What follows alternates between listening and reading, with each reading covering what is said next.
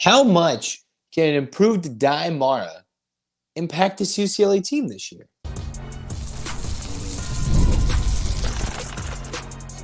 You are Locked On UCLA, your daily podcast on the UCLA Bruins. Part of the Locked On Podcast Network, your team every day. Welcome, everybody, to this edition of the Locked On UCLA podcast. I'm your host, Zach Anderson-Yoxsimer. Thanks for making this your first listen each and every day. It's free wherever you get your podcasts, available on YouTube. Like, comment, subscribe.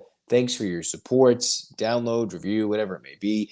This episode is brought to you by Game Time. Create an account, download the app, use the code LOCKEDONCollege for $20 off your first purchase. Terms apply.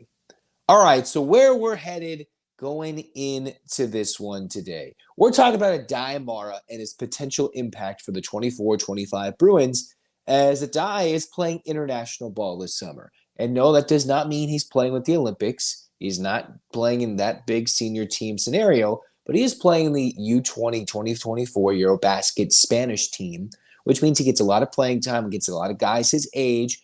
Maybe not the strongest, fastest competitors, but this is somebody who gets significant playing time over the summer to improve and grow his game. And while the international game is not exactly the same as the American collegiate game, it's still a lot of opportunity for Aday Mara to get better. Well, Mick Cronin got a lot of talent in the portal, got a lot of guys to come in and play significant roles this year.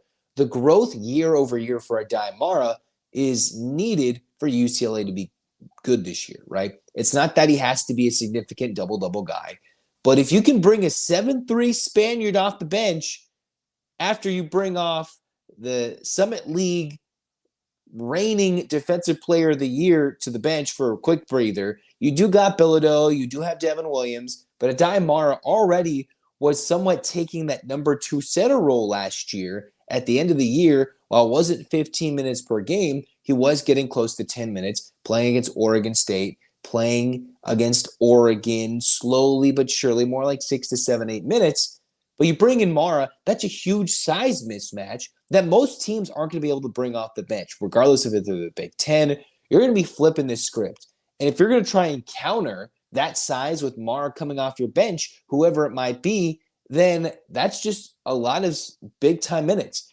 My initial impact in person, my initial impression from seeing Mara in person when he played the USC game in the Galen Center was that, man, he made a big impact. And when UCLA could pair Devin Williams and Aday together, man, they made some big-time moves against a USC team that has just as much size as UCLA did. And UCLA's, at that time, backup bigs buried deep on the depth chart made a much bigger impact on that game than an Adem Bona, who Mick Cronin at that time was trying to keep out of foul trouble, when the biggest 5 to 7 minute stretch in that game where UCLA dominated USC in late January was the Bruins seeing Aday play 5 solid minutes, couple points, couple rebounds, and all of a sudden he was making a big impact. Just the size in the paint with another 6'11" kid next to him. Those 4 to 5 minutes vaulted UCLA from being down to a big lead to where they practically blew USC out of the gym. All right, when there's 8 claps ringing around Los Angeles, a then coached Andy Enfield team. And now I've watched the highlights of Aday's Eurobasket. He's getting up the floor a little quicker. And remember, Mara looked very slow at times in terms of his physical mobility up and down the court. Not necessarily the IQ. We're talking more getting up and down the court. It's tough to get up and down the court as a 7'3" big man, right? Go ask Zach Edey, 7'4"? You know, that's the biggest limitations of a guy in this day and age of college basketball trying to head into the NBA and everything. Got to be quick. And Mara was looking a lot quicker going in transition, making cuts, much better box out opportunities, and grabbing boards and putting it back. Now, if they're not the same 6'9", 250-pound guys you're going to be seeing, whether it's an undersized center like a William Kyle is, or it's going to be someone who's taller and more physical like a former Purdue superstar Zach Edey was. But Mara being able to box out, grab a couple of boards, get a couple of points, can simplify the UCLA offense during cold stretches. Because we know last year they couldn't get a bucket. I'm assuming a lot more shots from the perimeter go in, so it's not going to be all on Aday when he comes in games to get every rebound. But still, there are significant additions and major benefits to having a huge big man come off and get some points. Now, this can go and apply to Devin Williams as well. But if Aday can come in, remember, there are stretches where he played 24 minutes, 25 minutes. He scored 14 points against LIU earlier in the year. He did score 10 points later in the season against USC when the Bruins got worked in a game they couldn't score any points against the Trojans in an ugly loss at Pauley Pavilion in late February. And that's against a USC team that had Josh Morgan, who is an elite, tall shot blocker. You had some size at that point with USC still in the lineup. And yet, he eventually was able to jump over Kenny Nuba in the depth chart and made an impact at the end of this year in 24 in the Pac-12 tournament against Oregon State and Oregon when UCLA needed it. Now, a lot of those minutes are going to go to Bilodeau at the 4. They're going to go to Kyle. And if UCLA wants to play small, they're probably going to go with Daly as well. But if UCLA wants to have a 3-point shooting option with Daly as a 4, who obviously might even compete as a 3 or a starting option if players aren't playing up to snuff, then Mara is going to get a lot of run as the 5, potentially a dual big man scenario if Devin Williams is ready to go with Mara in certain stretches against certain opponents, because that's not going to be an every game scenario for UCLA. It's just not. But Mara, I've already seen some highlights, can get up and down the floor. He's getting a couple of rebounds, cutting, making moves. And his significant, beautiful passing display has been something to behold. Go watch some of his highlights. See him get all those passes off, little no-look bounce passes, perfect, on point, on targets, passes to guys cutting in motion to the hoop for an easy layup. It's just beautiful. So you've got a passing big man whose wizardry was already praised by Mick Cronin last season when it comes to passing the ball as a big man. And I know the biggest passing big man of the year, of the world, in the globe, across the universe right now, is Nikola Jokic. Now, I'm not saying Aday Mara is Nikola Jokic when it comes to passing. But if you can get a guy who can pass the ball and is one of the guys Mick Cronin is praising that ability, that's a good big man to have coming off the bench, man. And he's already, last year, 3.5 points, couple rebounds per game. You get that up to 7 points per game. Four rebounds, couple rebounds off the bench. That's a big addition to a team where, as much as Mick Cronin has, you can never have too much size. And so many different options to throw at teams because it's not going to need to be Aday Mara every game. There's honestly being less asked of Aday this season than there was last season. But if Aday provides much more than he did last season, a sophomore growth, because he's going to be at UCLA, if he wants a significant pro career, 2 to 3 years, there's a reason he's still at UCLA. He was aware of where he was talent-wise and needing to develop. And he didn't leave like the rest of the guys, like Fible going pro, Bereke going to Nebraska, Vide going across town to play at LMU. This is a guy that has opportunities to grow for a big sophomore growth. And he already proved by staying that he's committed to doing so and can handle it. He needed the physical maturing. And I'm still looking and learning to see if that's fully happened. We won't know from the Eurobasket to now, but he's getting that playing time. So he's getting the opportunity to play, learn, stay in shape, and now come to UCLA with more playing time. Unlike last year where he had to kind of sit there, stuck, couldn't practice, couldn't play. No. He's getting playing time, and then he can come back and practice and not have to worry about being cleared or not going to practice. He's going to have the full assortment of practices with all the extra UCLA coaches in strength and conditioning, the full offseason workout, playing with his national team. And it's going to grow.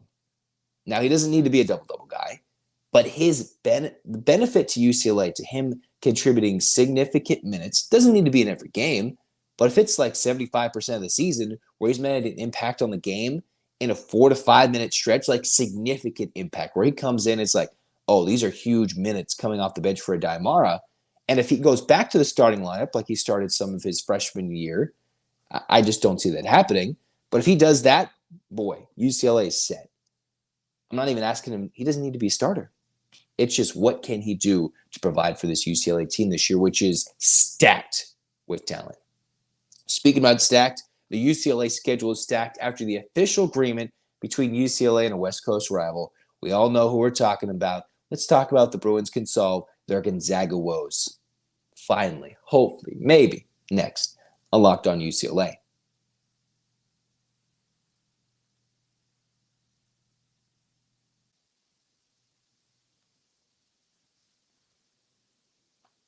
Game Time is your place you want to be as an authorized ticket marketplace of Major League Baseball. Makes getting tickets faster and easier, and prices on Game Time actually go down closer to first pitch. They've got killer last-minute deals, all-in prices used from your seat. And goodness gracious, UCLA, man, you're going to want to get those football tickets too. You're going to want to get all the fun when it comes to the amazing, spectacular baseball tickets. Maybe you're going on a summer adventure to Wrigley or Dodger Stadium or Fenway. Well, you're going to want to go to Game Time, where you take the buying out of MLB tickets and, hey, download the app, create an account, use the code LOCKEDONCollege for $20 off your first purchase. Again, you're going to get $20 off your first purchase if you use the code LOCKEDONCollege, LOCKEDONCOLLEGE, LOCKEDONCollege. Download Game Time today. Last-minute tickets, lowest price guaranteed.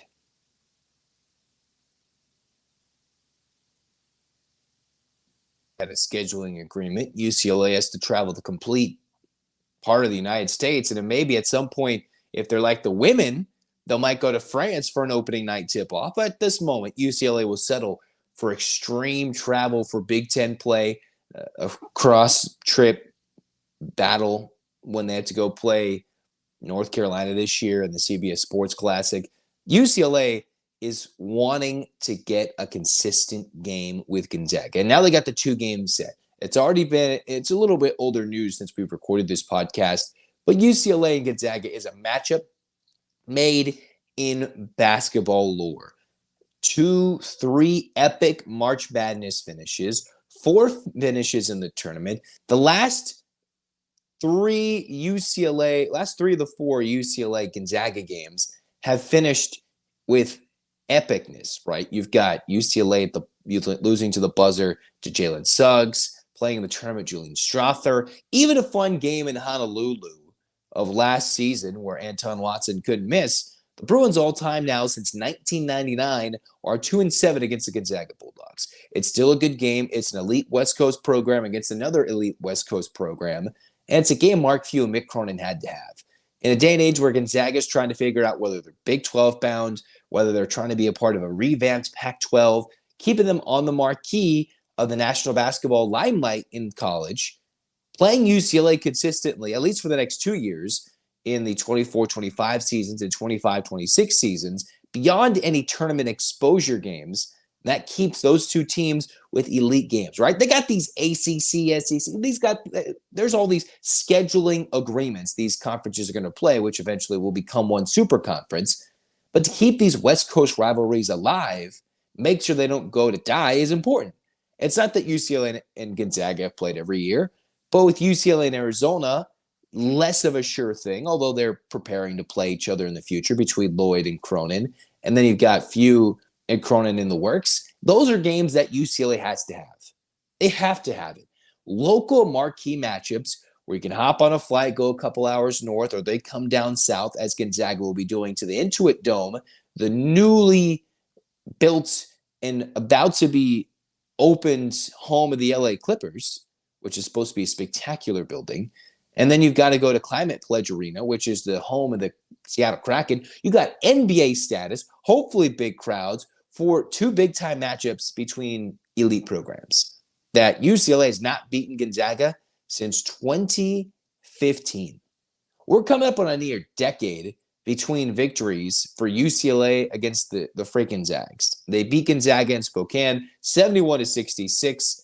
UCLA has lost 6 of the last 7. And then they go to Climate Pledge. It just all makes sense between UCLA and Gonzaga. And Gonzaga's not going to have the same team. There's no Watson there. They're all the pieces of the teams that have beaten UCLA in recent years. because they've played UCLA now, 4 straight seasons, 2021, 21-22, 22-23, and 23-24. This will be the 5th straight season UCLA and Gonzaga have played. And after they play the game in Seattle, it'll be the 6th straight season UCLA and Gonzaga have played. And they need to make it a yearly thing. And they don't need to go to Hawaii and play in the Maui Jim Maui, which last year contested in Honolulu. They don't have to go to Vegas and play like they did in November of 21. All they realistically need to do is just go and play at each other's home gyms. Or realistically, in this case, because Gonzaga's gym is so small, they want to go sell out Seattle. Because remember, when Kentucky came to town to play Gonzaga, they didn't go to MacArthur, right? They went to a much bigger arena. And they're going to Seattle, get a little closer hub for one, go into the Intuit Dome, so they can kind of agree, all right, if we're not playing at Pauley, we're not playing at Gonzaga's gym. As fun as it should be, as they should go home and home for real, Intuit Dome is supposed to be a legit arena and to host, hopefully, a Big Ten tournament in the future. It's not really in the cards at the moment, but a Big Ten tournament, an NCAA tournament. Last year they played at Crypto for the West Regional. But it should be an indication of things to come on the West Coast for a new state-of-the-art arena. And UCLA, hopefully, with that being in Inglewood, can make that a frequent jaunt to play against powers who are too afraid to come to Pauley, but go to Intuit, sell more seats, get more vibe, be a little closer to the airport, and play some games. And Gonzaga, man, that's just a matchup made in heaven. Ghosts Inc. forever infinity deal, infinite amount of games against Gonzaga and Arizona. And you'll be sad. I talked about what I wanted for a schedule a few episodes ago for Locked On UCLA. It was one of the end of the show segments where I talked about, all right, go play on the road against some team, whether it's a St. Mary's, whether it's, a Mountain West school. Go do that and go get a packed arena and go see what it looks like. And don't travel to do it. Now, you're going to have your Gonzagas and Arizonas, but these should be consistent games all the freaking time. That just makes too much sense. Games that are almost always classics, excluding the game in Vegas and excluding that game in Houston in 2015 when the Bruins and Zags played twice in a single season, when they got smoked at home and then smoked in the tournament. Large in part, these games have been going crazy. This year will mark the 25th year anniversary of their first game contested at Pauley Pavilion against Gonzaga, right? That was in 1999, December 11th. So this will be fun to see how these two teams play, because it almost always is a treat, regardless of how good or bad they are, because the Bruins, we didn't know how good they were. It was the third play. It was like the fifth. It was a consolation game, right? Or the fifth place game, I forget, in the Maui Jim Maui. And Gonzaga made it. They used that, got themselves on track for a higher seed. Every year, Gonzaga is competing for a 1, 2, or 3 seed, it seems like. That's a team you want on your schedule, because that's basically in UCLA's backyard of the regional map for opponents. It's not close, technically. It's not like jumping on a bus and going across town, or a simple flight they've done many times to get to Tucson.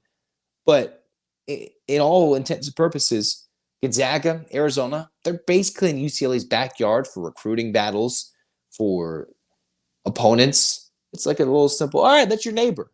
It's your neighborhood rivalry of sorts.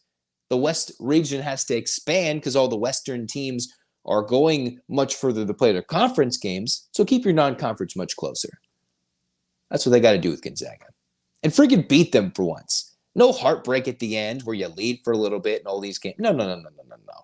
Go smack the crap out of the Zags. All right, Andy Patton, I'm tired of losing. Get out of here, Locked On Zags host. With all love. Next, let's kind of revisit Big Ten Media Days and what we know and what we don't know. All right, let's just talk about it again.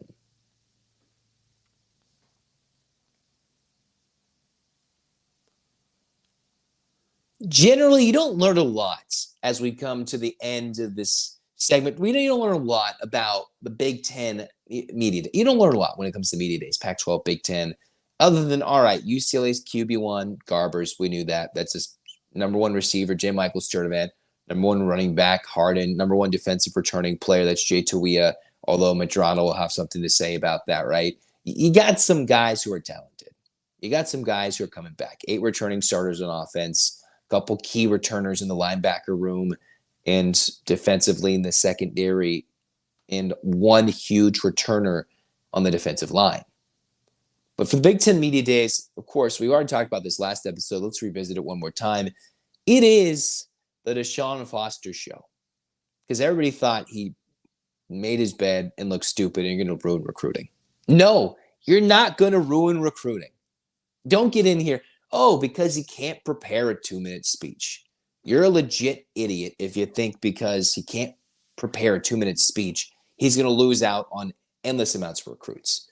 You know how many stupid things other coaches, like legitimately stupid things that other coaches have done beyond just fumble a 2-minute speech?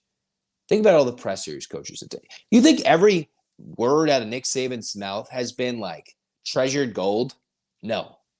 Everybody listens when he speaks.